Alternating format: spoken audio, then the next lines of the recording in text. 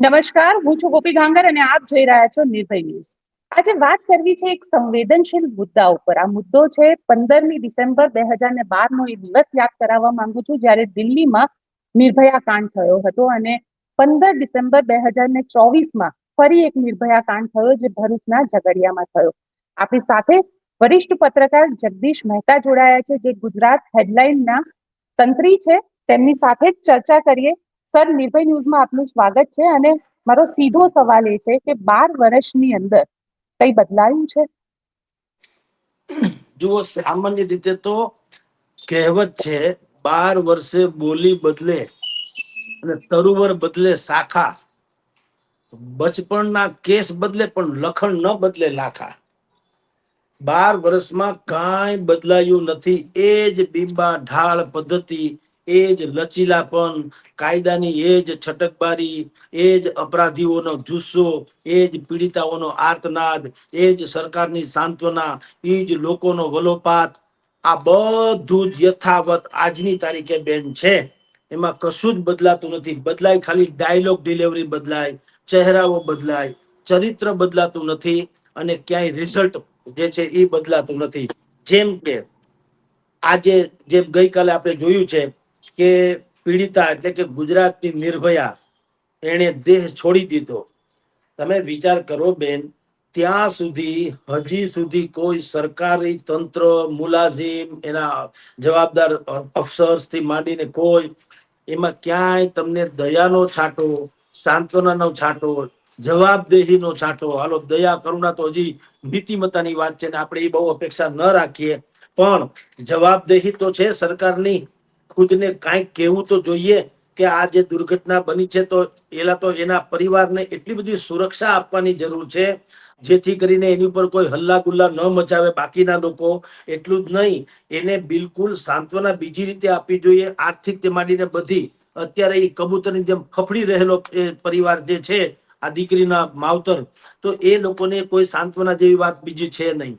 અને રહી વાત સરકારની, તો મેં કીધું તેમ ખાલી મોટી મોટી વાતો ચોક્કસ થઈ છે અત્યાર સુધીમાં. આપણે જાણીએ છીએ વારંવાર એકને એક વસ્તુ કહેવાથી ગૃહમંત્રી નું પદ જે છે એની ગરિમા, વ્યક્તિનું નહીં, ગૃહમંત્રીનું પોતાનું એક પદ હોય છે. એ પદની ગરિમાને આપણને ઝંખવાનું એમ લાગે છે વારંવાર ન કહીએ તો ચાલે, પણ દર વખત ઊંચી ઊંચી ને મોટી મોટી વાતો થાય છે, પણ ધડારૂપ સજા જેને કહેવાય. આ વ્યક્તિ જે એનું નામ છે વિજય પાસવાન, એણે આ નિર્ભયા નામની દીકરી ઉપર યૌનાચાર કર્યો. એણે સ્વયં કબૂલ્યું છે કે મેં દુરાચાર તો કાચરો જ છે, તદ ઉપરાંત બાકીની શારીરિક હાનિ જે પહોંચાડી છે જેને કારણે દીકરી મોતને ભેટી, એની પણ એને કબૂલાત તો કરી જ લીધી છે. મને વારંવાર હું આપણે બેન ચર્ચા અનેક વખત કરીએ છીએ, મને એ સમજાતું નથી કે આવું સાને થાય છે ને ફૂરડા ડૂબી જતાના પથરા સુકામ તરી જાય છે, કે આવા પાપી લોકો હજી સુકામ એને કઈ તક મળે છે જીવવાની કે શ્વાસ લેવાની. પેલી દીકરીને તો મળતી નથી. કાયદો હાથમાં લેવાનું અપરાધીઓને છૂટ છે અને જેના હાથમાં કાયદો છે એના હાથ બંધાયેલા છે. આ તો બે વિપદા બહુ કરુણાત્યન ચરમસીમા છે. આ તો વિપરીતતાની પરાકાષ્ઠા છે. જેના હાથમાં કાયદો જેના હાથમાં છે, અથવા તો કાયદાનું શાસન જેને ચલાવવાનું છે, અથવા તો જેને દેશ આખાને સુરક્ષા આપવાની છે રાજ્યની તમામ પ્રજાને, એના હાથ બંધાયેલા છે. અને જેની પાસે કશું જ નથી, મેરા હરામખોર લોકો છે, એ બિલકુલ કાયદો હાથમાં લઈને ફર્યા કરે છે ને એનું કઈ થતું નથી. બે ચાર કાગડા કૂતરા જેવા લોકોને તમે 5 દંડા મારીને લંગડાતા લંગડાતા હલાવો, એનાથી કઈ મેં કીધું એમ કઈ ફરી ન જાય. તમે માસીને મૂછું ફૂટે તો કાકો ન થઈ જાય, એવી રીતના તમે આવા લોકોને બે ચાર ને મારી લ્યો. મારવા જ જોઈએ. અપરાધી કોઈ પણ હોય એને મારવા જ જોઈએ. હું તો કહું જેવો અપરાધ એવો એને માર લાગવો જોઈએ, સમજી લ્યો. અને આ પ્રકારનું જધન્ય કૃત્ય જેને કર્યું છે માની લ્યો, એને તો ઠામ મારી નાખવો જોઈએ, હું તો એમ કહું. અને એના અનેકો આયામો છે. આ ભલે અત્યારે લોકશાહી છે, કોઈ આપણને સાંભળનારા એમ કે રાજાશાહી નથી, અથવા તો ઉત્તર કોરિયા નથી, અથવા તો હિટલર શાહી નથી. અરે છોડો યાર, રામ રાજ્ય જેવી સ્થાપના છે એવું અમે કહીએ છીએ. આનો લોકશાહી નું છે, પણ લોકશાહીમાં કોઈ પણ અપરાધીને કોઈ બેન દીકરીની ઇજ્જત લૂંટવાનો અધિકાર છે ખરો? નહીં. તો ઈ નથી તો એને કર્યું, તો બાકીનું કામ પણ પ્રજાએ એટલે તંત્રએ શું કરવું જોઈએ? નથી એ કરવું જોઈએ. એને ન મળે વકીલ, ન મળે એને કોઈ જામીન, ન મળે એની કોઈ વ્યવસ્થા, શું થયું? તો જ મેળ પડે ભલામણ. બીજું આનાથી વધારે દુષ્કૃત્ય કયું હોઈ શકે? તમે કોઈની હત્યા કરી નાખો છો, કોઈને દુરાચાર કરીને એની જિંદગી દોજખ બનાવી દો છો. આ દીકરી તો પોઢી ગઈ, એનો આખો પરિવાર સાહેબ, એનો પરિવાર જીવશે ત્યાં સુધી ઝૂરશે, જીવશે નહીં ઝૂરશે. એક તો દીકરીની યાદમાં, અને દીકરીએ જે પીડા વેઠી અને એ જે અડધી પીડા એ ઉપરી ગઈ છે, ઉપર વહી ગઈ છે, એનો આત્મા શાંત થઈ ગયો. બાકીની પીડા ના માવતરે ભોગવવાની આવે જિંદગી આખી. તમે ને હું કલ્પના કરી શકીએ, આ જગ્યાએ સાંભળનારાને પણ હું કહું કે 2 ઘડી કલ્પના કરી લો કે આ દીકરી તમારી સગી દીકરી હોય, તમારી બેન હોય તો શું થાય. આ ડિબેટનો વિષય આમ નથી, આ પત્રકારિતાનો બીજો વિષય નથી, સરકાર ઉપર માછલા ધોવાનો વિષય નથી. આવા ચર્ચા કરીને આ વિષયમાં કેવી વાત છે એમ કરીને કોઈ બાકી જ્ઞાનનો લાભ આપવાની વાત નથી. 2 ઘડી કલ્પના કરી લો કે આ દીકરી જેની ઉપર આ દુરાચાર થયો છે મારી સગી દીકરી કે મારી બેન હોય તો મને શું થાય. એવું જો સાંભળનારા, આપણો આ વિડીયો સાંભળનારા પણ દરેક જો એમ સમજે કે આ જે દીકરી ઉપર દુરાચાર થયો છે ને જેને શ્વાસ જેના થંભી ગયા, એ દીકરી માની લ્યો કે આપણી ખુદની દીકરી હોય ને આપણી બેન હોય તો શું આપણે કરીએ? અત્યારે મને કયો, આપણે ડિબેટ કરીએ? આપણે સરકારની સાંત્વનાને સાંભળીએ? આપણે ક્યારે એમ માનીએ કાયદો કાયદાનું કામ કરશે એવું બોલીએ? નેવર. આપણે એમ જ કહીએ કે મારી સામે જોઈએ માણસ આવે તો ભલે મારે આખી જિંદગી કારાગૃહમાં કાઢવી પડે, પણ આને તો હું ઠામ માર્યા વગર નરો મારી જ નાખવો જોઈએ. હણે એને હણવામાં વાંધો નથી એવું ગીતાજીમાં ભગવાન કૃષ્ણએ કીધું છે. તો એમાં અત્યારે હર્ષ સંઘવીજી એના ગૃહ મંત્રાલયને વાંધો શું છે? આ ગધાને ક્યાંક લઈ જાવ આડાવડો, એને એન્કાઉન્ટરમાં કરો, ખતમ, એટલે વાત થાય પૂરી. ક્યાંક ધાક તો બેસવી પડશે ભલામણા. ક્યાં સુધી આ પ્રકારની જે છે આપણે વિપદાઓ જે છે એના ખરખરા કર્યા કરશું બેન? જી. પણ સર અહીંયા સવાલ એ પણ છે કે જે રીતે આ આખી ઘટનાને અંજામ આપવામાં આવ્યો છે, ત્યારબાદ રાજનીતિ પણ એટલી જ થઈ. અને રાજનીતિમાં આમ આદમી પાર્ટી હોય કે કોંગ્રેસ હોય કે ભારતીય જનતા પાર્ટીના આદિવાસી નેતા હોય, મનસુખ વસાવા ત્યાં આગળ પહોંચ્યા હતા. હર્ષ સંઘવીએ કીધું કે અમે ન્યાય અપાવવા માટે પ્રયત્ન કરીશું. પરંતુ ક્યાંક એવું નથી લાગતું કે ન્યાયને લઈને પરિવારની જે આશાઓ છે, આ આશાઓ હવે સરકાર તરફ મીટ માંડીને બેઠી છે. એ ન્યાય એ પરિવારને મળશે ખરો? કારણ કે હજી સુધી ગ્રીષ્માને પણ ન્યાય નથી મળ્યો. ગ્રીષ્માની જેને હત્યા કરી હતી, સુરતનો એક કિસ્સો છે જેમાં ગળા ઉપર ચાકુ રાખીને દીકરીની હત્યા કરવામાં આવી હતી. જુઓ બેન, ન્યાય મેળવવો એ દરેકનો અધિકાર છે, પણ ન્યાય અપાવવો એ સરકારની સૌથી મોટી ફરજ છે. આ કેસમાં અધિકાર કરતા ફરજ વધી જાય છે. અધિકાર આપણો છે પણ મળે છે ક્યાં? દરેકને ન્યાય મળવો જ જોઈએ પણ મળે છે ક્યાં? પણ એ શું કામ નથી મળતો? કારણ કે સરકાર ફરજ ચૂકે છે. જે ન્યાય અપાવવાની જેની ફરજ છે એ સરકારની છે. સરકારે આવી કોઈ પણ ઘટના ન બને એના માટે એવી ધડારૂપ સજા આપવી જોઈએ કે જેથી કરીને બીજો કોઈ વિજય પાસવાન પેદા ન થાય. એને બદલે આપણે, તમે જેમ અત્યારે પેલી ચર્ચા કરી, પેલી દીકરીનું ગળું કાપી નાખ્યું સુરત થી માંડીને આ સિવાયની જેટલી પણ દુર્ઘટના, નવરાત્રીની પણ રેપ કર્યો તો આપણે જાણીએ છીએ નાની દીકરી ઉપરનો, આ બધું જ જે બનાવો બને છે પછી મોટી મોટી વાતો ચોક્કસ થાય છે કે ટૂંકા ગાળામાં ચાર્જશીટ દાખલ થશે, પંચનામું એવું થાય કે એમાં કોઈ બચાવને અવકાશ ન રહે, ચાર્જશીટ ત્યાં પછી એને ફાસ્ટ ટ્રેક કોર્ટમાં એને કેસ કરવામાં આવશે, ચલાવવામાં આવશે, અને ચલાવવા પછી આરોપી કોઈ પણ હિસાબે અપરાધી ઠરે એટલે એને એવી ધડારૂપ સજા કરવામાં આવે કે એ ખો ભૂલી જાય. પણ આ બધા ડાયલોગ બધા આખા ગુજરાતને યાદ છે, પણ તમે કે મેં ક્યારેય એવો નિરાશનો શ્વાસ લીધો છે ખરો કે ભાઈ હાશ આ પહેલું કામ એવું સરકારે કર્યું છે જેને કારણે આડો છે, જેને કારણે અત્યારે આપણે કહી શકીએ કે સરકાર આવું કઈ કરે છે ને હવે કોઈને પ્રોબ્લેમ નહીં થાય? એવી તો ગળા સુધીની ખાતરી કોઈને થતી જ નથી.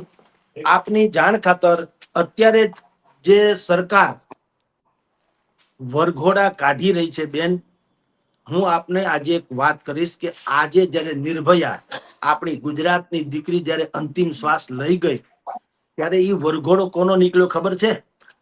લંગડાતા કાનૂનનો, લંગડાતા કાયદાનો વરઘોડો નીકળ્યો કહેવાય, લંગડાતા કાયદાનો.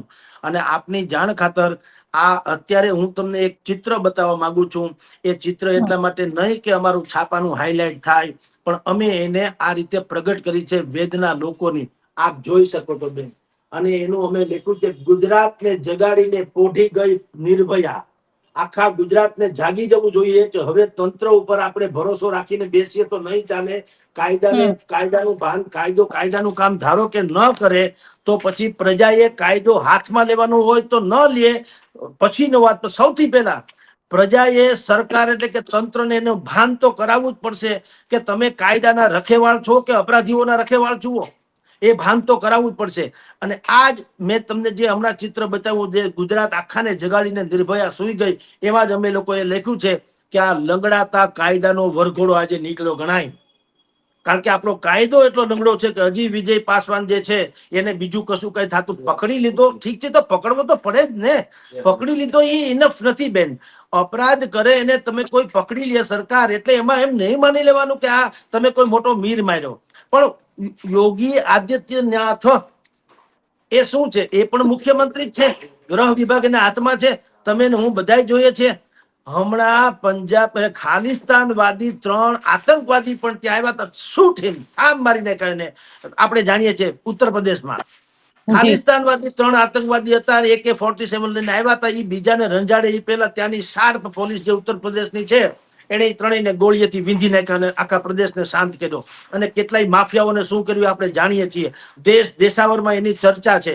તો મને એમ થાય કે જયારે હર્ષ સંઘવીજી જેવા યુવાન, ફૂટડા યુવાન અને સારા, અત્યારે એટલી મેજોરિટી વાળી સરકાર છે, સરકારને કોઈ વાંધો આવે એમ નથી. વળી જે છે હાઈકમાન્ડના ગુડ લિસ્ટમાં, એટલે કે સારા લિસ્ટમાં છે. એને કોઈ જાતની ઉપાધિ છે નહીં. મુખ્યમંત્રી કરતા પણ વધુ એ મીડિયા ફ્રેન્ડલી છે અને ચારેકોર એની વાહવાહીથી માંડીને બધું કવરેજ એને મળી રહ્યું છે. આટલું બધું શ્રેષ્ઠતમ તક હોવા છતાં એ અપરાધીઓ સામે આટલા જનૂનપૂર્વક શું કામ નથી ત્રાટકી પડતા? એ સૌથી મોટી વિપદા છે બેન. અને એ વિપદાનો જ્યાં સુધી ગૃહ મંત્રાલય કે સરકાર ઉકેલ નહીં લાવે બેન, હું માનું છું ત્યાં સુધી હવે જનતાની ધીરજ જે છે ખૂટી રહી છે. જી બેન. સર, તમે કહી રહ્યા છો જનતાની ધીરજ ખૂટી રહી છે. આપણી સાથે જે વ્યુઅર્સ જોડાયેલા છે તેમને જણાવવા માંગુ છું કે ગુજરાતમાં એક વર્ષમાં 648 જેટલી બાળકીઓ સાથે દુષ્કર્મ થયો છે. અને ક્યાંક શાળામાં ભણતી બાળકી હોય છે, ક્યાંક આંગણામાં રમતી બાળકી હોય છે, અને મોટા ભાગે બાળકીઓને નિશાન બનાવવામાં આવે છે આ પ્રકારના જે કુકર્મી લોકો છે તેમના દ્વારા. પણ સર, એ પરિવારની ઉપર શું વીતતી હશે? કારણ કે સૌથી મોટું તો દુઃખ જે છે આ જીવન માટે પરિવારને મળી જાય છે. બેન, એ જ હું તમને કહું છું. રાજકોટમાં એક મોહિલ મોરધરા નામનો એક બાળકનું 8-9 વર્ષના બાળકનું આજથી 10 વર્ષ પહેલા અપહરણ થયું છે. મોહિલ 1997 એનું અપહરણ થયું. ત્યારે એની ઉંમર હતી 8 વર્ષની. સમજી લ્યો. એક સ્કૂટર ઉપર કોઈ અપરાધી આવ્યો ને અને બેસાડીને લઈ ગયો. આજ સુધી પાછો નથી આવ્યો. હવે તમે ગોપીબેન જે કહો છો કે એના માવતરની શું પીડા હશે, હવે હું તમને કહું એની શું પીડા હશે. આજની તારીખે એના માવતર મોહિલનો જે રૂમ હતો ઘરમાં, મોહિલનો બાળક તરીકેનો જે રૂમ રાખ્યો હોય સુવાનો, એ રૂમમાં આજે પથારી કરે છે. આજે મોહિલને પોઢાડે છે. આજે ગીતડા ગાય છે.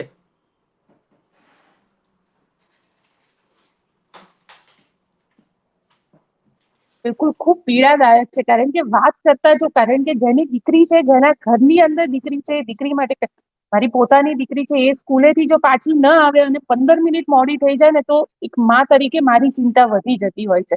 એ માતા પિતાની શું પરિસ્થિતિ થઈ હશે જેણે પોતાની દીકરીને આ સ્થિતિની અંદર જોઈ હતી જ્યારે એની સાથે બલાત્કાર થયો. અને એ માતાએ જેને પોતાની દીકરીને વાલસોઈ દીકરીને આટલી મોટી કરી, અને એ નથી ખૂબ સર, તમે જે રીતે ભાવુક થઈ રહ્યા છો, કારણ કે એક માં તરીકે હું સમજી શકું છું કે પોતાની દીકરી સાથે કંઈક થાય તો શું થાય.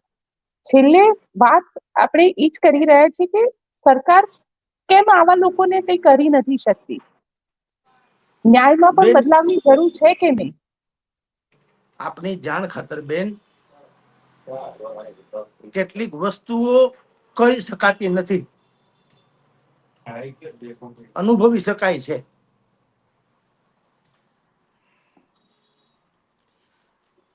જેને સરકાર ફાસ્ટ ટ્રેક કોર્ટ કહે છે, જે આશ્વાસન આપે છે, આપની જાણ ખાતર મારી પાસે એક રિપોર્ટ છે બેન.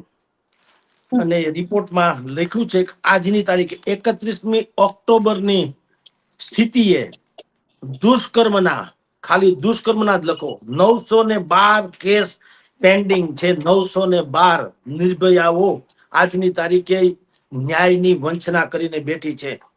અને પોસ્કો હેઠળ, પોક્સો હેઠળ પણ જેની જો વાત કરવામાં આવે તો સૌથી વધુ જે બિહાર, મધ્યપ્રદેશ ન્યાય હોવા જોઈએ, એને બદલે આજની તારીખે ગુજરાતમાં પણ એની જ હરોળમાં કહી શકાય એટલા આપણી ઉપર કેસ છે.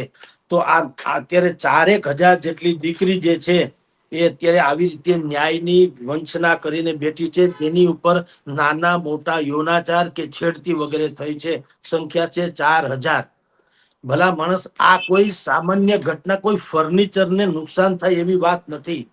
એક દીકરીના જીવનમાં, તમે ને હું બેન, તમે કીધું એમ, તમે માવતર જુઓ, દીકરીને ખાલી ખોડ ખાપણ થઈ જાય ને, પડવા લાગવાથી કદાચ ખોડ ખાપણ થઈ જાય તો પણ એના માવતરને એટલી આખી જિંદગી એને એટલો બધો ભાર રહ્યા કરે છે કે આ દીકરીને હવે મારે એના હાથ પીળા કરવા હશે તો એનું ઠેકાણું કઈ રીતે સારું મળશે કે કેમ, કારણ કે આ ખોડ ખાપણ છે. એને બદલે તમે જુઓ, ખામુકી ખોડ થઈ જાય તો શું થાય? હવે દીકરી આવવાની જ નથી એટલું તો નહીં, મૃત્યુ તો સમજતું નિશ્ચિત જીવન એનું મૃત્યુ છે, પણ આ રીતનું મૃત્યુ, આ એનો જીવ છીનવી લેવામાં આવ્યો છે, એની જિંદગી છીનવી લેવામાં આવી છે, એનો હક છીનવી લેવામાં આવ્યો છે. અને કોઈ ફરજદાર, જેટલા લોકો છે, શર્મિંદા થવું જોઈએ સાહેબ. જે લોકોની અંડરમાં આ એરિયા આવે છે, જ્યાં દુર્ઘટના બની છે, આ કરુણાંતિકા જ્યાં સર્જાણી છે બેન, હું એમ કઉ છું એના કમસે કમ એના પોલીસ વડાએ તો રિઝાઇન કરવું જ જોઈએ. અને એ યા તો રિઝાઇન કરે યા આને એન્કાઉન્ટરમાં ઠાર કરે, બેમાંથી એક. હવે હદ થઈ ગઈ છે બેન. આ પ્રકારની ચર્ચાઓ કરવાથી પણ આપણો જો આત્મા ભરાઈ ઉઠતો હોય તો મને લાગે જેની આ દીકરી ખોવાણી હશે એની શું હાલત હશે, તમે સમજી શકો છો. અને આ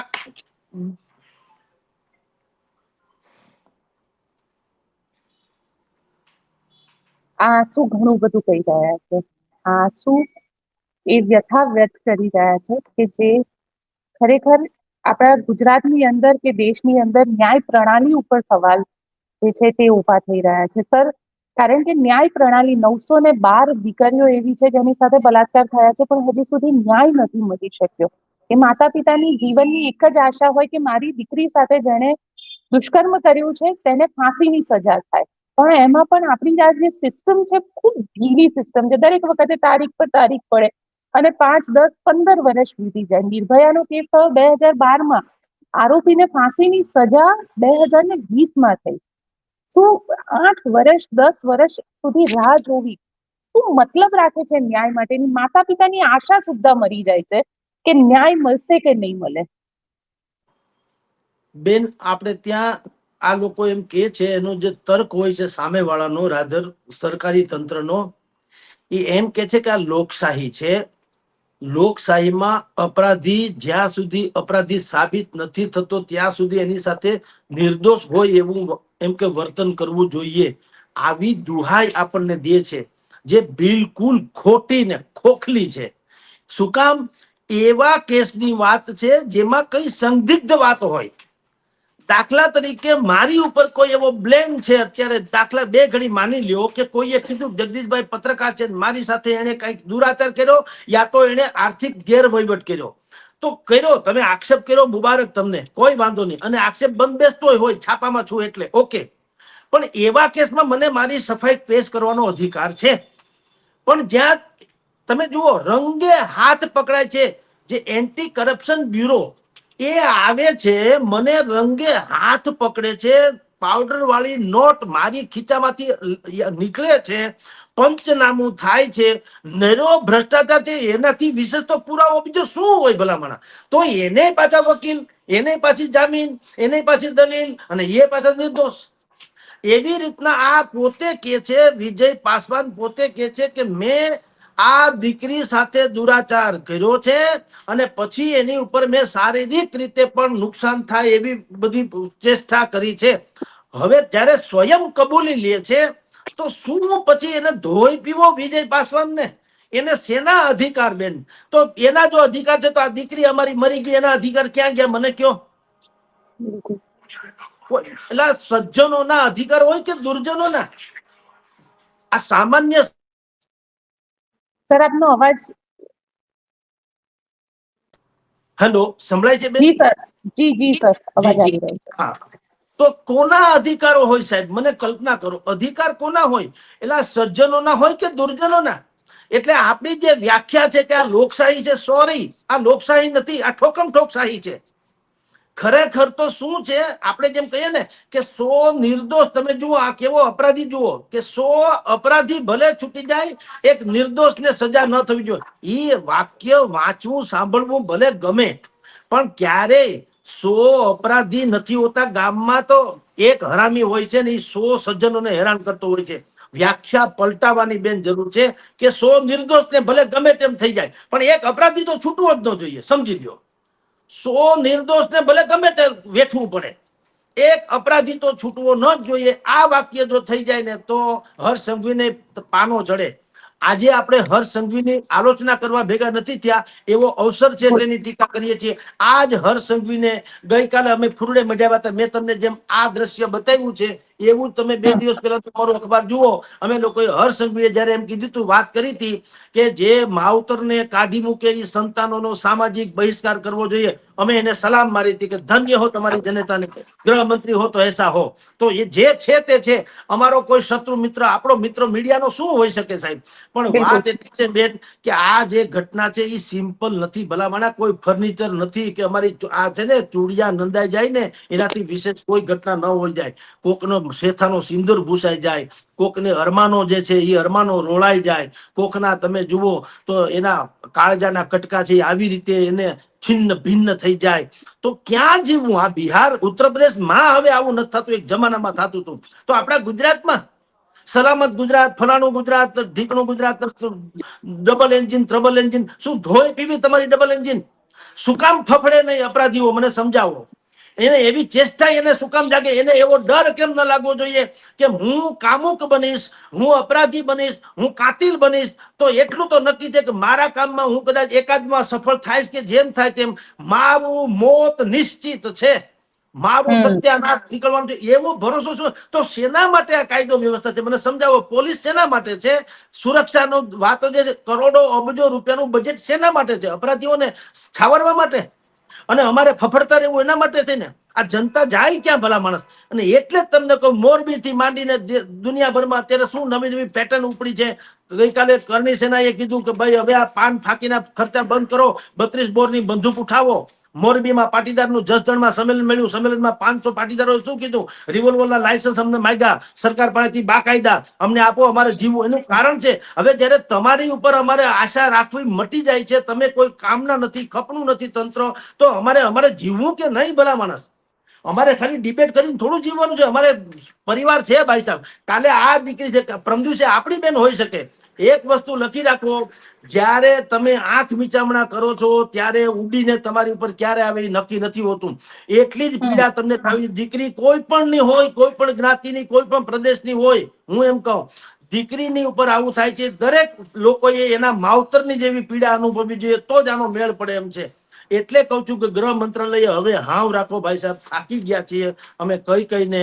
અને આટલી હદે તમે જે 2 મિનિટે બીજી જગ્યાએ ક્યાંક થતું હોત તો તમે કેજરીવાલ થી માંડી અને અનેક લોકોના કહેજો રાજીનામા આપી દો, રાજીનામા આપી દો. અને ભલા માણસ, આ આખી અરાજકતાની ચરમસીમા છે. બેની દીકરીઓના આબરૂ લૂંટાય છે, કોઈના જમીન ખોરડા પચાવી પડાય છે, વ્યાજના એવા ચક્કરમાં કેટલાય લોકો આપઘાત કરી ગયા છે. હીરા બજારમાં મંદી છે, તો હમણાં ગઈકાલે પાછો એક હીરા રત્ન કલાકારે વળી આપઘાત કરી લીધો. એટલે તમારી પાસે જીવવા જેવું ઠેકાણું નથી, તો આ સરકારને હું ધોઈ પીવી? મને એમ થાય. એવડું મોટું તંત્ર છે ને તમે બધા ગુલછડા ઉડાડો છો, રોજ તમને ફંક્શન કરો છો, નવા ફૂલ સ્ટેજ શણગારીને કરો. શરમ નથી આવતી ભાઈ સાહેબ? એનું કે એનું એનું કારણ સર, એક વાત એટલા માટે આ કહેવી જરૂરી બની જાય છે કે ગઈકાલે આ દીકરીનું મૃત્યુ થયું, ન્યૂઝ બધામાં ચાલ્યા, પણ ના હર્ષ સંઘવી આ દીકરીને લઈને કોઈ ટ્વીટ કરી છે, ના મુખ્યમંત્રી આ દીકરીને લઈને કોઈ ટ્વીટ કરી છે. શું આ સંવેદનાના 4 શબ્દ એ લોકો નથી બોલી શકતા? આ સવાલ એટલા માટે પણ ઉભો થાય છે કે એ સંવેદના કેમ સરકાર વ્યક્ત નથી કરી શકતી? એ માતા પિતાને કેમ એવું નથી લાગી શકતું કે આ સરકાર છે જે અમને ન્યાય અપાવશે? બેન એટલે જ કહું છું, આ લોકો નાગરિકોને નાગરિક તરીકે જોતા મટી ગયા છે, કેવળ મતદાર તરીકે જુએ છે. તમે જુઓ, એક ઈડી ની કચ્છમાં રેડ પડી, ઈડી ની નકલી ઈડી ની. હવે એમાં એક ભાઈએ ફેસ, જે તે સમયે એક ફોટો બહાર આવ્યો કે એને આમ આદમીનો ફેસ પહેર્યો તો, બસ આટલું મળ્યું. એટલે કોઈ તહેકીકાત કર્યા વગર કે આ ઉડીને પથ્થર પાછો મારી માથે લાગવાનો કે એવી પણ કાળજી રાખ્યા વગર ગૃહમંત્રીશ્રીએ તાત્કાલિક ટ્વીટ કરી દીધું કે આમ આદમી પાર્ટી તો ઈડી નકલી કાંડમાં આમ આદમી પાર્ટી, આ એને અસલી ચરિત્ર બહાર આવી ગયું. પછી શું થયું ખબર? પછી ઈ જ માણસનો ફોટો આવ્યો ભારતીય જનતા પાર્ટીના નેતા હારે, એટલે વળી પાછા મિયાની મીંદડી થઈને હંધાઈ ઘોંસલામાં કરી ગયા. તો ભલા માણસ, તમને ત્યાં ટ્વીટ કરવાનું શું છે? શું કામ? તમને એમ લાગે મોકો મળ્યો છે વિપક્ષની ઉપર પ્રહાર કરવાનો. પણ આ અમે જેની અત્યારે ખરખરો કરી રહ્યા છે એનું શું? જે દીકરીઓએ ભણવા કિલકિલાટ કરતો, જેના થકી આંગણા રૂપાળા લાગતા હોય, તુલસીના ક્યારા જેવું ઘર અત્યારે મુરઝાઈ ગયું છે, એનું શું? એ માવતરના આંસુ કોણ લૂછશે ભલા માણસ? એનું ટ્વીટ ક્યારે તમે કરશો ગૃહ મંત્રી શ્રી? મને સમજાવો તો ખરા. તમારી દીકરી તેમ બેન ગોપીબેન, તમે હમણાં કીધું 10 મિનિટ જો સ્કૂલેથી મોડી આવે, ભલે ટ્રાફિકમાં હોય, ક્યાંક ફસાણી હોય કે બીજું કઈ હોય, તોય આપણો જીવ જો ઉંચવાટમાં, તમને કહું કે તમે વલવલી જતા હો, તો જે દીકરી હવે કદી પાછી ફરવાની ન હોય તો એની શું હાલત થતી હશે? તમે કલ્પના તો કરો બેન. એ કહેવાય છે કે કયા સુકને આપી હશે વિદાય પર્વતે, કયા સુકને આપી હશે વિદાય પર્વતે, કે પર્વતેથી નીકળેલી નદી કદી પાછી ફરી નથી. આજે પર્વતમાંથી જે નદી કદી પાછી ન ફરે, એમાં આપણી આ નિર્ભયા દીકરી છે, ગઈ પાછી આવવા નથી. એના માવતરનો વલોપાત તો એ પર્વત કરતા વિશેષ છે. કોણ એની ટોચે જઈને આંસુ લૂછશે? મને બતાવો બેન. કોણ તળેટીમાં જઈને પણ વલોપાત કરે છે? મને બતાવો બેન. અને આ ગૃહ મંત્રાલયથી માંડીને બધું જ, કેવળ ગૃહ મંત્રાલયની આ બધા જ સરકાર આખી, સાહેબ, એમાં કોઈને નથી ટ્વીટ કરવાનું શીખતું, નથી કોઈને કાંઈ થતું. આ જાડુ પ્રકરણ થાય છે, માની લો બહુ ઉહાપો થાય ત્યારે વળી પાછા કઈ ખેલ નાખશે. પણ તમને કોઈ ભરોસો તમે શું કામ નથી અપાવતા? અપરાધીઓની ઉપર ધાક જમાવતા ગૃહ મંત્રાલયને રોકે છે કોણ? ગૃહમંત્રી સ્વયં પોલીસને કહે છે તમારી પાસે દંડા આપ્યા છે, દંડાનો ઉપયોગ કરજો. તો ભલા તમે તો તમારી પાસે જે દંડો છે, લેખિતમાં અધિકાર રૂપી દંડો છે, એનો તો ઉપયોગ કરો. ઈ તો કરશે. અને ઈ એક ખ્યાલ તમારે કહી દેવું છે. દંડાનો ઉપયોગ કરે છે, લંગડાતા લંગડાતા બધા હાલે, ઘડી બે ઘડી જોવું ગમે. કોઈ માનવ અધિકાર વાળો માણસ ધારો કે આવીને ઈ ફોટો પાડી જાય, અને જો કેસ કબાડા થાય તો એ જે તે પોલીસ કોન્સ્ટેબલ જે છે એની નોકરી જાય. એમાં તમે કામ કરો, ગૃહમંત્રીશ્રીને કહો કે હવે તમે જયારે આવા લંગડાતા ઘોડાના વરઘોડા કાઢવાની વાત કરો છો, એમાં અચૂક કે અચૂક આઈપીએસ ને આઈએસ કેડરના માણસોની અચૂક હાજરી હોવી જોઈએ. કરી દે લો, ફાયડા હોય તો. નહીં કરે, એ લોબીને નહીં એને બચાવવી પડશે. હું કામ? આને સસ્પેન્ડ કરી નાખે તો કોઈ ફરક નહીં, અલબત્ત 6 મહિને પાછા આવતા રહેજો. પણ એ બધો ભાર કન્યાની કેળ ઉપર, એ નાના માણસો ઉપર. આઈપીએસ ને જે એએસઆઈ કક્ષાના ટૂંકમાં છે, એ લોકો નહીં આવે આમાં. તમે સમજો, એનો જસ બધો લઈ જાય ગૃહમંત્રી. જજ પોતે લઈ જાય, પાછા પોલીસ કમિશનર હોય તો એ લઈ જાય, ડીસીપી હોય તો એ લઈ જાય. પણ તમે કા વરઘોડામાં નથી આવતા? એને ખબર છે એટલે નથી આવતા કે આવડી મોટી આપણી પોસ્ટ છે, 8 આંકડામાં પગાર છે, ને કાળા ધોળાના થાય તો જુદા. તો એ બધું આપણું હમણાં ફોરંબે ચડી જાય એટલે એ નહીં આવે. તમારા મારા જેવા સામાન્ય પોલીસ કોન્સ્ટેબલ કે પીઆઈ કક્ષાના માણસો જે છે, સામાન્ય પોલીસ પીઆઈ પણ નહીં, કોન્સ્ટેબલ દરજ્જાના, એ લાઠીઓ ઉગામતા આવે ને મારે કુટે. એ કોના? જેના સરનામા ન હોય એના. જે હું તમને કહું, 6,000 કરોડ રૂપિયા ખાઈ ગયા ઓલે ભાઈ ઝાલા ભાઈ, ખાઈ ગયા 6,000. ભૂપેન્દ્ર ઝાલા, હા, તો કાઢો લ્યો એના વરઘોડા કાઢો લ્યો. મરદ હોય તો તમે વરઘોડા કાઢો, ખ્યાતિ કાંડ વાળાના, જેને 12 લોકોના મર્ડર કર્યા છે, કાઢી નાખો લ્યો વરઘોડા. તમે કાઢવાના હોય તો નથી કાઢી શકતા સાહેબ. કેટલું ડુપ્લિકેટ, કેટલી બધી તમે જુઓ તો હિસાબ બારી ચારે કોર અરાજકતા છે. એમાં જે ખાનખાના લોકો કહેવાય છે, એના તો કોઈ વરઘોડા નીકળતા નથી. તમે ડ્રગ્સ કાંડમાં એક ભાઈને પકડ્યો તો, એ ભારતીય જનતા પાર્ટી એનો ફોટો હતો. ડ્રગ્સ કાંડમાં ડ્રગ્સની આખી ફેક્ટરી પકડવાની નકલીની, કાંઈ એના વરઘોડા નથી નીકળતા. જે બિલ્ડરો છે, લોકોને છેતરે છે, અને આસિયાના, એટલે એ બધાને ઘરનું સ્વપ્ન હોય છે, જિંદગીમાં એક જ ઘર બનતું હોય છે, આસિયાના છીનવી લે છે. એ બિલ્ડરોના કા વરઘોડા નથી નીકળતા. છેડા આડે છે ને ઉપર સુધીના.